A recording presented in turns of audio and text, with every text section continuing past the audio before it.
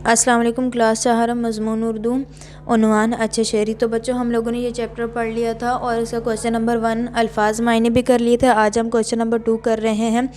Question number 2, अच्छे शहरी के 5 असूल लिखिए। जवाब नंबर 1, घर का कूड़ा कचरा कुंडी में डालना चाहिए, सड़क या किसी भी खाली जगह पर नहीं फेंकना चाहिए। नंबर 2, ट्रैफिक के कवानीन की पाबंदी करनी चाहिए, मसलन लाल बत्ती हो तो गाड़ी रोक लेनी चाहिए, ज़्यादा तेज़ रफ्तार से गाड़ी नहीं चलानी चाहिए। नंबर 3, सड़क पर या घर से बाहर किसी जगह थूकना नहीं चाहिए। नंबर 4, किसी काम के करने के लिए अगर लोगों की भीड़ हो तो कतार बनाकर खड़े होना चाहिए और अपनी बारी का इंतज़ार करना चाहिए, ना कि सबसे पहले खुद घुसने की कोशिश की जाए, मसलन बस में चढ़ने के लिए, राशन की दुकान में दाखिल होने के लिए या टिकट खरीदने के लिए। नंबर 5, किसी पार्क, समुंदर के किनारे या किसी और तफरीही मकान पर शरबत की खाली बोतलें, खाने के डब्बे, प्लास्टिक की थैलियाँ वगैरह हरगिज़ नहीं फेंकना चाहिए। ना फूल पत्ते तोड़ना चाहिए। Question number 2। अब क्वेश्चन नंबर 3 हमारे पास आ गया। अगर असूलों की पाबंदी ना हो तो शहर और माशरे को क्या नुकसान पहुंच सकता है? जवाब, अगर असूलों की पाबंदी ना हो तो शहरों और माशरे को बहुत नुकसान पहुंच सकता है। जैसे कि अगर हम कचरा कुंडी के अलावा किसी भी जगह फेंक देंगे तो हर जगह गंदगी होगी और बीमारियां फैलेंगी, और ट्रैफिक के कवानीन की पाबंदी नहीं करेंगे तो बहुत सारे हादसात होंगे, और किसी जगह पर काम करने के लिए लोगों की भीड़ होती है तो वहाँ पर अगर हम कतार बनाकर नहीं खड़े होंगे तो लोग आपस में लड़ेंगे और बहुत लड़ाइयाँ झगड़े होंगे। अब आगे क्वेश्चन नंबर 4 आगे कि नीचे दिए हुए हर जुमले के साथ सबक से एक लफ्ज़ दिया गया है। आप हर जुमले को वो लफ्ज़ इस्तेमाल करते हुए दोबारा लिखिए। तो आपको अल्फाज नज़र आ रहे होंगे, सामने ब्रैकेट में लिखे हुए हैं, मुखातिब होना, मुआशरा, उसूल, पाबंदी। आपने ये जो पीछे जुमले दिए हुए हैं, आपने इन जुमलों के मुताबिक इन जुमलों में ना अल्फाज को इस्तेमाल करना है। एक साहब ने अपनी गाड़ी रोककर सड़क पर क्रिकेट खेलते हुए लड़कों से कहा, बच्चों मैदान में जाकर खेलो, तुम्हारी वजह से ट्रैफिक को दुश्वारी हो रही है। मुखातिब होना, अब इसको मुखातिब होने के जुमले में हमने इस्तेमाल करना है। पुराने ज़माने के लोग अंग्रेज़ी के बजाय फ़ारसी ज़ुबान जानना ज़रूरी समझते थे।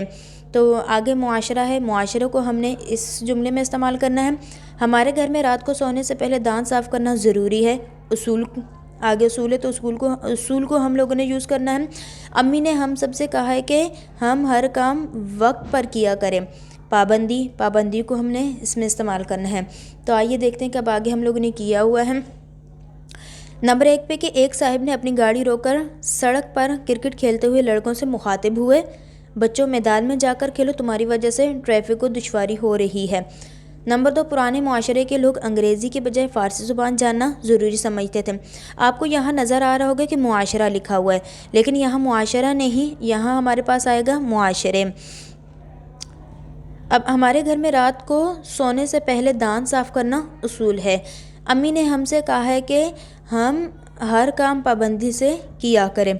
अब हर अल्फाज हम लोगों ने उसके साथ दिए हुए जुमले में इस्तेमाल कर लिया है। आगे हमारे पास सवाल आ गया कि खाली जगहों में ने या को लिखिए। कुछ खाली जगह दी हुई हैं, इसमें हम लोगों ने किसी जगह ने लिखना है और किसी जगह को लिखना है। तो पढ़ते हैं और साथ साथ लिखा हुआ भी है। अब्बू ने एक जापानी शख्स को चाय पर बुलाया था। 4 बजने में 3 मिनट बाकी थे जब अम्मी बोली, देखो तो बाहर सख्त धूप में कौन खड़ा है, हमारा मेहमान तो नहीं है। अब्बू ने दरवाज़ा खोल कर देखा तो वही जापानी साहिब थे। अरे आप अंदर क्यों नहीं आए? अब्बू इनको अंदर लाते हुए बोले।